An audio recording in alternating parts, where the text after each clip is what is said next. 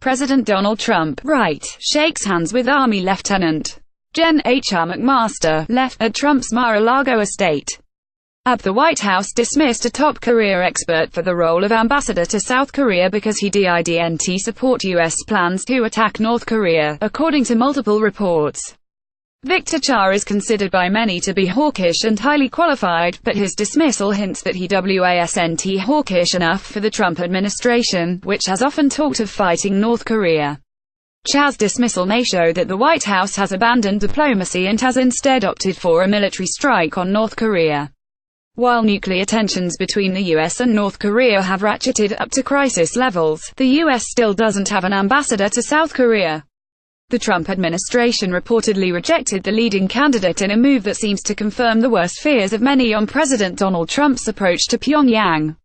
The White House turned down Victor Cha, a widely endorsed and highly qualified candidate for the ambassadorship to South Korea, on Tuesday. The Washington Post first reported, Cha had previously served as Director for Asian Affairs for the National Security Council during the George W. Bush administration.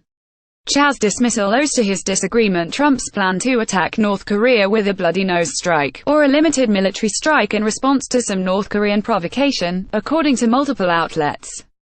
People familiar with the talks to bring Cha on board, which had been going on for about a year, said that the final straw came when Cha disapproved of plans to evacuate U.S. citizens from South Korea's capital of Seoul in the run-up to a U.S. strike on North Korea, both the FT and New York Times report.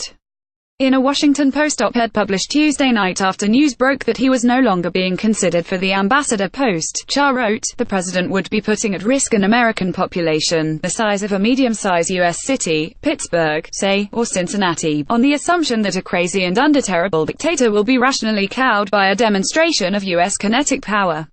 Next time North Korea fires a missile, the U.S. may answer with a shot of their own." Reuters, KCNA Trump's maximum pressure campaign against North Korea has brought about increased diplomatic, economic, and military pressure on Pyongyang. While many see Cha as a hawk on North Korea, as he has written extensively about forcing China's hand to defund Pyongyang, even Cha apparently couldn't stomach the lengths the Trump administration was willing to go to.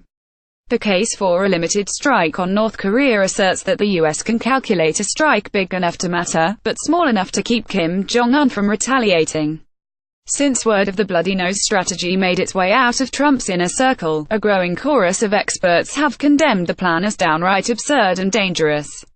California Rep. John Garamendi told Business Insider that the U.S. should focus on diplomacy, which would require an adequately staffed White House and the reversal of the destruction of the U.S. Department of State and that soft power which comes with it.